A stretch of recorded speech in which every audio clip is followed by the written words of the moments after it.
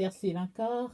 On est le 23 juin 2018 et je viens sonner la trompette encore une seconde fois aujourd'hui et nous encourager vraiment à ne pas au fait nous amuser avec cette information selon laquelle Jésus-Christ vient chercher une épouse sans tache ni ride.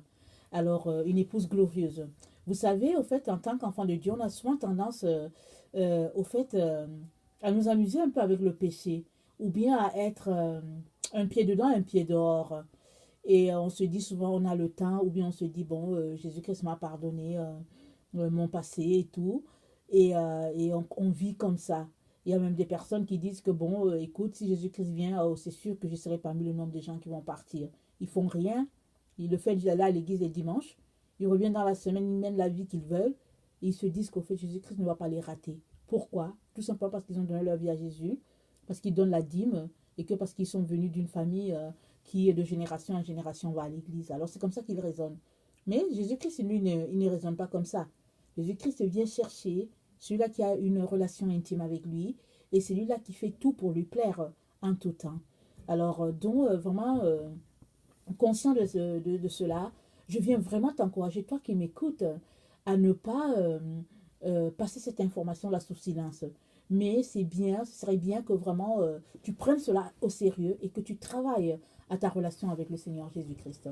Donc voilà. Alors aujourd'hui, je viens apporter une seconde vidéo. Je suis tellement contente. Chaque fois que j'apporte une vidéo, je suis heureuse. Mais quand j'apporte deux, trois, alors je suis aux anges. Parce que c'est une bénédiction divine. Alors je rends grâce au Seigneur parce qu'il est bon. Alléluia. J'espère que vous croyez qu'il est bon pour vous. En tout cas, il est bon pour moi parce qu'il me donne des exhortations. Alors je suis contente de les communiquer. Alors, aujourd'hui, je viens parler de Tu es le temple du Saint-Esprit. Alors, on entend ça, hein, on entend ça. Je pense qu'on va même commencer déjà par lire cela. Alors, déjà pour nous mettre à la page. Et je pense que c'est dans 1 Corinthiens, je pense 6, et à partir du verset 19. Alors, il dit, ou bien encore, je lis dans la version du Seigneur s'il vous plaît, ou bien encore, vous, ignorez-vous que vous êtes le temple du Saint-Esprit qui, excusez-moi, ou bien encore, ignorez-vous que votre corps est le temple même du Saint-Esprit qui vous a été donné par Dieu et qui maintenant demeure en vous. Vous ne vous appartenez donc pas à vous-même, car vous avez été racheté à un grand prix. Honorez donc Dieu dans votre corps. Donc voilà, excusez-moi, la version, je suis habituée à lire la version du second, alors souvent on se mélange. Alors c'est ça que l'apôtre Paul dit, il dit, vous êtes le temple du Saint-Esprit. Alors l'Esprit de Dieu demeure en nous. Alors, mais que fais-tu de cette information-là? Alors, je vais faire une toute petite histoire. Si on se rappelle bien, le tabernacle, dans le temps, il y avait le lieu saint, il y avait l'entrée, il y avait le lieu saint et le lieu très saint. Et Dieu venait rencontrer à Moïse dans le lieu très saint. Et nous savons que les sacrificateurs, quand ils allaient dans ce lieu-là, les gens attachaient toujours une ficelle à leurs pieds. Au cas où il arrivait qu'ils mouraient là-bas, les gens ne voulaient pas aller là-bas parce qu'ils avaient vraiment peur de la présence de Dieu. Et puis, s'il arrivait que le sacrificateur meurt, alors les gens vont juste tirer la corde pour faire sortir la personne. Parce que tout le monde avait peur de cet endroit-là. Alors, il y a un monsieur, Ron, j'oublie le nom, un scientifique, là, il a fait des recherches. Il a retrouvé l'arche de l'Alliance. Je pense que c'est sur Internet. Et ce monsieur-là, il a fait des fouilles. Je pense que c'est un Belge, si je me rappelle bien. Alors, il dit qu'il a fait des fouilles longtemps, il ne trouvait jamais. Alors, finalement, il travaillait avec, je pense, des indigènes un pays peut-être arabe. Alors, il dit qu'un jour, l'Esprit de Dieu lui a dit, il a entendu une voix clairement qui lui a dit, va fouiller à cet endroit-là. Et il dit, comme dans ses habitudes, il envoie toujours la personne avec qui il travaille. Et puis, cette personne-là, c'était une personne naine. Elle était de très très petite taille, alors elle pouvait entrer dans tous les endroits facilement, comparé à lui. Alors il a donc envoyé cette personne-là à cet endroit-là pour aller fouiner, et le monsieur est sorti de là apeuré. Vraiment, il avait ouvert les grands yeux et le gars a dit, je ne veux plus retourner là-bas. Le monsieur était apeuré. Et là, ça a envoyé le signal à M. Ron que certainement l'arche de l'Alliance est à cet endroit-là. Parce qu'il s'est rappelé que dans l'Ancien Testament, les gens n'allaient pas facilement à cet endroit. Les gens avaient peur d'aller là-bas, ils avaient peur de la présence de Dieu. Parce que chaque fois que Moïse allait, la présence de Dieu descendait à cet endroit-là. Et si on se rappelle bien, quand Moïse allait rencontrer Dieu sur la montagne, alors Moïse est allé là-bas, et la montagne a tremblé et tout et tout. Et puis après les 40 jours, quand Moïse est descendu, le peuple a dit à Moïse, oh non, non, non, pardon, toi, va voir Dieu. Nous, là, on a peur, on ne veut pas. Toi, va voir Dieu pour nous, et puis viens nous voir. Et puis bon, ils ont demandé à Moïse de mettre un voile. Donc Moïse mettait un voile. Et puis la Bible nous dit après que ce voile-là fait que le peuple a été voilé vraiment pendant longtemps les Écritures. Alors, donc ce voile-là les empêchait vraiment de voir clairement Dieu, puisque c'est eux qui ont demandé, ils avaient peur de la présence de Dieu. Alors, tout ça pour dire que là où Dieu est, il y a une présence. Alors, il y a un esprit, il y a quelque chose qui fait que quand Dieu est là, en tout cas, les chrétiens, ils veulent être avec la personne, et puis ils sont bien à cet endroit-là. Mais les gens qui ne sont pas avec Dieu ou bien qui pêchent, ils ne veulent tout simplement pas se trouver là. Alors, c'est ça qui est arrivé avec ce monsieur-là, qui travaille avec monsieur Ron, qui, quand il a découvert cet endroit-là, il a eu peur. Et puis, il ne voulait rien savoir. Il voulait juste sortir, il dit, je ne veux plus, je ne veux plus. Et puis, il s'en est allé. Mais l'enfant de Dieu, ce qu'il a, ce n'est pas une peur, mais c'est un respect mêlé de révérence devant ce Dieu-là. Oui, c'est vrai que quand Dieu est quelque part, sa présence fait que vraiment, en tout cas, on sent quelque chose de palpable et tout ça. Et en tout cas, on vient avec crainte et tremblement devant ce Dieu-là. Mais ce n'est pas quelque chose qui fait qu'on fuit. Parce qu'on est en révérence devant ce Dieu-là. Et Dieu dit que tu es le temple du Saint-Esprit. Alors ça veut dire que dans ce lieu-là, avant où Moïse allait, ce lieu-là n'est plus là.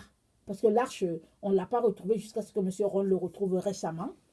Je ne sais pas si c'est dans notre siècle, le 21e siècle, qu'il l'a retrouvé, bien à la fin du 20e siècle, je ne me rappelle pas. C'est sur Internet. Mais toujours est-il que le temple de Dieu, il est en toi maintenant. C'est dit, il y a la chanson qui dit, ne sais-tu pas, tu es le temple du Saint-Esprit. C'est l'Esprit de Dieu qui habite en toi. Dieu en personne, le créateur de l'univers, habite en toi par son Saint-Esprit. Qu'est-ce que tu fais de cette information, mon frère et ma soeur? Tu fais quoi de cette information? Est-ce que tu la prends à la légère et tu mènes la vie que tu veux? Ou bien tu prends conscience que Dieu est en toi? Que tu portes Dieu avec toi. Peu importe où tu t'en vas. Tu vas dans une salle de cinéma, Dieu est là avec toi. Alors, tu vas te dire, Dieu est là. Non, je ne veux pas aller dans cet endroit-là parce que Dieu est en moi. Alors, tu vas au centre commercial, Dieu est là. Tu vas à un endroit là où il y a les danseuses nues, Dieu est là. Alors, tu prends conscience, tu fais très attention et puis tu ne vas pas. J'ai le témoignage de ce frère-là, ce petit frère-là qui m'a dit comment vraiment Dieu a été bon envers lui. Alors, il y a un monsieur qui l'aimait bien, puis je ne sais pas si c'était son voisin de chambre et quoi, et il l'a invité dans une boîte de nuit. Alors, il dit, je me sentais seul, et puis tout ça, le monsieur m'a invité, il dit, nous sommes allés, alors, il dit, c'était la première fois que j'étais dans une boîte de nuit, c'était aussi la dernière. Il dit, pendant que j'étais là, on était assis, il dit, le monsieur était non loin de là, il était en train de fumer sa cigarette, il dit, pendant que j'étais là, j'entends clairement la voix de Dieu qui dit, tu fais quoi ici? Il dit, il se tourne, la voix lui dit, mais tu fais quoi ici? Sors! Il dit, il est sorti, il est parti, il dit, je ne suis plus jamais retourné. Pourquoi?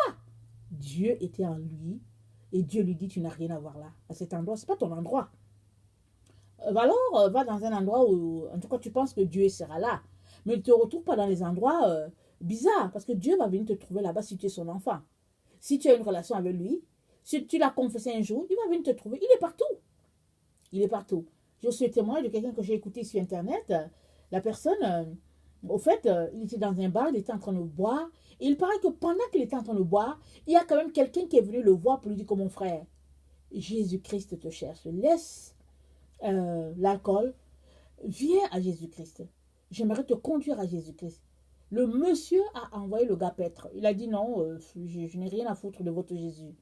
Et il est sorti. Quand il a fini de boire son alcool, il est sorti, le monsieur est mort. Il est mort, une voiture l'a cogné.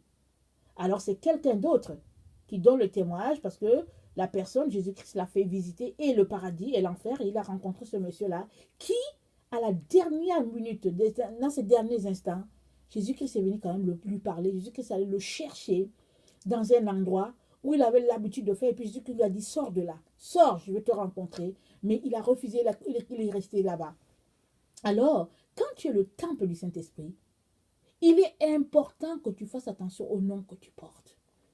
Tu portes le plus beau nom de tous les noms, le nom de Jésus. Yahshua HaMashiach, le plus beau des noms. Je ne sais pas pourquoi les gens l'ont nommé Jésus, mais en tout cas, son nom, il a un bon nom, Yahshua. Quel beau nom. Alors, Dieu qui sauve, notre sauveur Jésus. Alors, si Jésus-Christ est en toi, le Fils du Dieu vivant a décidé qu'il fait sa demeure en toi, il est plus qu'urgent que tu prennes conscience qu'il est temps que tu arrêtes de le balader par-ci, par-là. Mais que tu t'asseyes et que tu le rencontres sérieusement, parce qu'un jour, tu rendras compte de ta vie à ce Dieu-là, qui est mort sur la croix pour toi, afin de te réconcilier avec Dieu le Père. Tu ne peux donc pas continuer de bafouer un si grand amour en t'amusant ça et là. Parce que la gloire de Dieu doit être vue en toi. Quand les gens te voient, ils doivent savoir que Dieu est dans cette personne-là. Ils doivent avoir peur, pas de toi en tant qu'individu, mais ils doivent craindre la présence de Dieu en toi parce qu'ils voient la révérence de Dieu en toi. Et il n'y a plus le temps pour jouer à l'église. Il y a plein d'enfants de Dieu qui aiment jouer aux chrétiens. Ils jouent aux chrétiens. Vous savez, les chrétiens, ils ont une façon de parler, ils ont une façon de se tenir, et puis quand ils rentrent chez eux, ils sont autre chose. Donc, ils jouent une double personnalité. Les dimanches, ils sont autre chose. Quand ils se retrouvent le mercredi à la prière, ils sont, en tout cas, ce qui sont les dimanches. Et les autres jours, ils sont autre chose. Et puis, les gens passent le temps à jouer aux chrétiens, ils jouent aux chrétiens, ils jouent aux chrétiens. Mais il n'y a plus le temps pour ça. Le temps de jouer aux chrétiens est écoulé depuis. C'est écoulé. Nous sommes dans le temps où la grâce va bientôt s'arrêter. Parce que la Bible nous dit que l'olivier sauvage a été greffé à l'olivier pur afin que vraiment Dieu puisse réconcilier juifs et puis non-juifs ensemble. Mais et puis pendant ce temps-là, Israël a été exclu parce que c'était d'abord pour lui la promesse et puis Israël a rejeté le Messie. Mais ce temps-là ne va pas courir longtemps, comme a dit Paul dans Romains. Le temps vient où cette grâce-là va s'arrêter. Et Dieu va se tourner à nouveau vers Israël avec les 144 000 qui seront sur la terre pour faire l'œuvre du Seigneur. Et nous sommes vraiment dans ce temps-là où vraiment les 144 000 sont, comment on appelle ça, ont été appointés par Dieu le Père, ils ont été marqués à leur front. C'est ça que la Bible dit dans Apocalypse 6 et puis Apocalypse 7. C'est dit que Jésus dit ne détruisez pas la terre pendant que les 4 anges aux 4 coins étaient sur le point de détruire. Jésus dit que non, pas encore. Pas avant que j'ai marqué mes serviteurs. Et il a marqué 144 000, 12 000 de chaque tribu. Comme c'est dit. Et ceux-là, ils vont faire le travail pour ramener Israël à Dieu. Ils vont dire à Israël, réveillez-vous. Maintenant, le temple de Dieu n'est plus là-bas à Jérusalem. Il est en vous. Que le temple soit bâti en vous. Recevez le temple c'est Jésus-Christ. Et ce temple-là doit être en vous. Alors, ce groupe-là va faire ce message-là pour réveiller les Juifs. Mais, alors que ce temps-là est encore là, étendu pour les gentils, il est temps.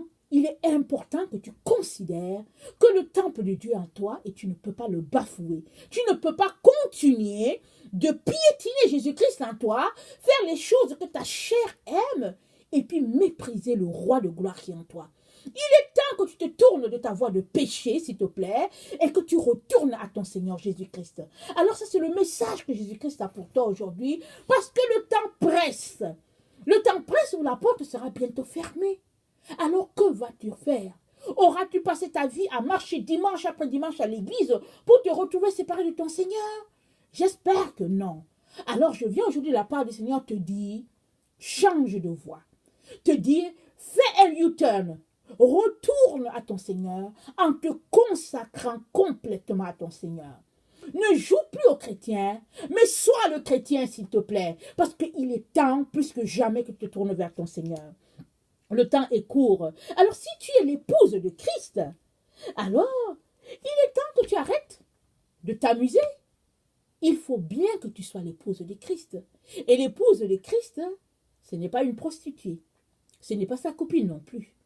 L'épouse de Christ, elle marche selon les principes de son époux et elle fait tout pour lui plaire. Parce qu'elle sait qu'un jour il viendra et puis tout ce qu'elle a manqué sur cette terre, elle l'aura dans sa présence. Il est temps que tu mènes une vie de repentance sur cette terre et que tu te sépares de bien de ce monde et que tu vives une vie qui plaise à ton Seigneur, peu importe l'endroit où tu passes. Il est temps que les gens te pointent du doigt parce que tu as un habillement bizarre, parce que tu as une longue jupe, une longue robe, parce que tu as un foulard sur la tête, et puis parce que, voilà, que tu sois habillé correctement, que de t'habiller comme les gens de ce siècle avec le ventre dehors, la poitrine à l'extérieur, les seins qui penchent par-ci, parce qu'on est à la mode. Le temps n'est plus à ça. Il faut sortir de la voie du péché et te tourner vers ton Seigneur. Parce que Jésus-Christ est venu pour te chercher toi. Tu as la valeur pour lui.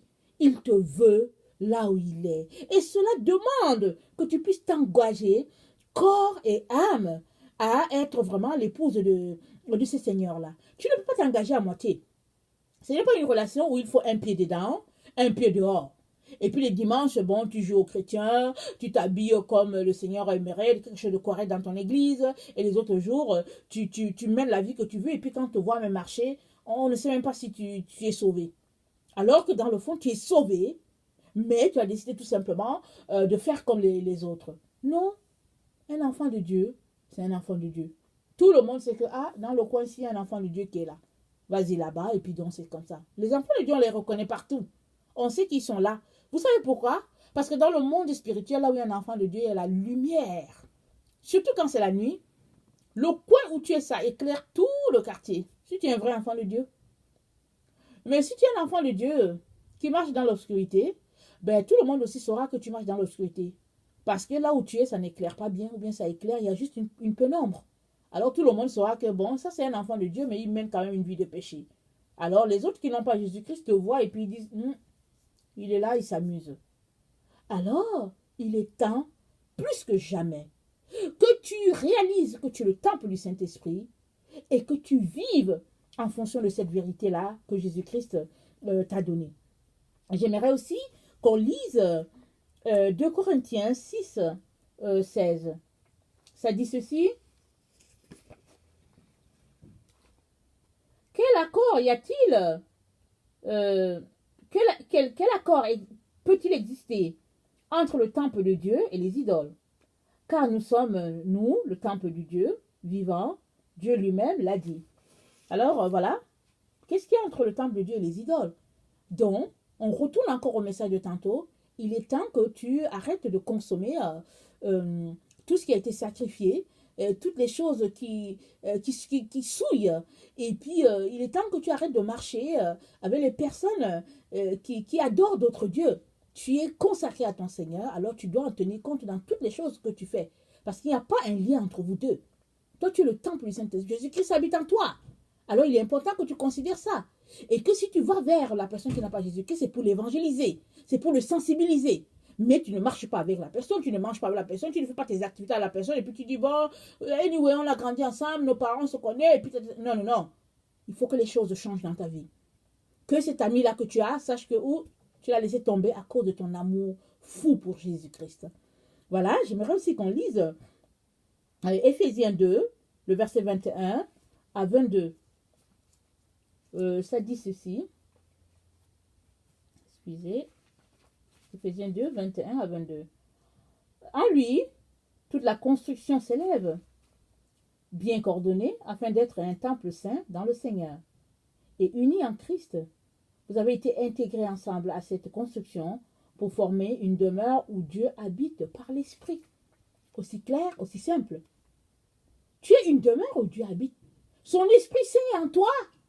Tu ne peux plus t'amuser avec les choses souillées si Dieu est en toi. Tu dois être pur à l'extérieur comme à l'intérieur. On doit le voir. Alors tu es le temple du Saint-Esprit pour que la gloire de Dieu puisse être vue en toi et puisse être communiquée aux autres. Il est très important que tu tiennes compte de ça et que tu vives en fonction de cela. Si en ce moment, ce n'est pas ça que tu fais. Je t'invite à changer. Parce que les temps sont courts. Les temps sont très, très courts. Bientôt, très, très bientôt, ce monde, tu ne le reconnaîtras pas parce que les choses changeront complètement, parce que les choses vont se déclencher, parce que notre Seigneur arrive. C'est exactement les douleurs, comme les douleurs de l'enfantement. La femme, avant qu'elle accouche, bon, elle commence à sentir des choses petit à petit. Bon, ça va, elle ne dit rien. Mais quand elle voit que, bon, ça a duré, ça fait déjà 2, 3 jours, peut-être, ou bien ça fait déjà 24 heures que c'est comme ça. Et puis, bon, elle va dire à son mari que, ah, j'ai l'impression vraiment que les choses sont en train de s'accélérer. Et puis, bon, il faut qu'on commence à s'apprêter. Alors, aussi, il y a des petites choses qui ne sont pas encore fermées dans la valise avant qu'elle aille à l'hôpital. Le mari va aller fermer ça rapidement, rapidement. Et puis, quand les contractions vont commencer à être, vraiment, les coups de contraction sont tels que la femme commence à faire, elle commence à, je ne veux pas faire tous les mouvements ici. Là, elle va savoir que, c'est chaud. Et puis, souvent, même le mari panique tellement qu'il ne sait même pas s'il est capable de la mettre dans la voiture pour partir à l'hôpital. Alors, c'est ça. Nous sommes dans ces temps-là. Nous ne sommes pas encore rendus à l'endroit où, c'est tellement dur qu'on peut marcher. Mais, ça arrive. Mais il faut que, si ça arrive, et quand nous arrivons au niveau où les contractions sont tellement, tellement fortes, il faut qu'à ce moment-là, tu aies été apprêté depuis longtemps, que tu aies mis tes poings sur les i, de telle sorte que tu dises que, bon, ok, je pourrais mettre le pied dans la voiture pour aller à l'hôpital pour la délivrance. Vous voyez un peu, c'est une image, ok? Alors, donc, mais si tu n'es pas prêt, alors, si les contractions te prennent, vraiment à l'improviste et puis difficile, ça, ce sera quelque chose de très, très difficile. Et puis souvent même, bon, il y a certaines personnes qui ne passent pas à travers. Alors, je viens vraiment nous encourager à faire attention et à considérer la responsabilité que Jésus-Christ nous a donnée, ou bien le titre qu'il nous a donné, ou bien le fait. Ça, c'est un fait. Tu es le temple du Saint-Esprit. C'est un fait, c'est un acquis. Tu ne peux plus dire que non, je ne le suis pas. Parce que quand Jésus-Christ l'a acquis sur la croix, il a acquis la vie pour nous en donnant sa vie, alors il a signé que toi et moi, nous sommes devenus le temple du Saint-Esprit. À partir de ce moment-là, ça dit, il est mort sur la croix, oui, et le Saint-Esprit est descendu à l'ordre des apôtres, et le Saint-Esprit est venu pour habiter en nous. À partir de ce moment-là, tu ne peux plus dire que tu ne savais pas. Tu ne peux pas dire que bon, le temple du Saint-Esprit, c'est pas pour toi, c'est pour les autres. Non, non, non. C'est un fait. C'est un acquis. Alors, puisque le Saint-Esprit est en nous, faisons tout pour ne pas offenser le Saint-Esprit. Mais vivons selon le Saint-Esprit en nous, afin de répandre la gloire de Dieu sur la terre. Alors, que le Seigneur vous bénisse, qu'il vous fortifie. Alors, si toi, tu es quelqu'un qui ne connaît pas le Seigneur, je viens te dire que Jésus-Christ te cherche. Il t'aime. Alors, il veut passer son éternité avec toi. Il t'aime tellement. Tu es l'objet de ses désirs, de ses passions. Jésus-Christ nous aime. Viens lui donner ta vie et il va te sauver. Il va te donner un avenir extraordinaire. Voilà, moi je vous aime. Jésus-Christ vous aime plus. Et il vous veut avec lui. Soyez bénis. Amen.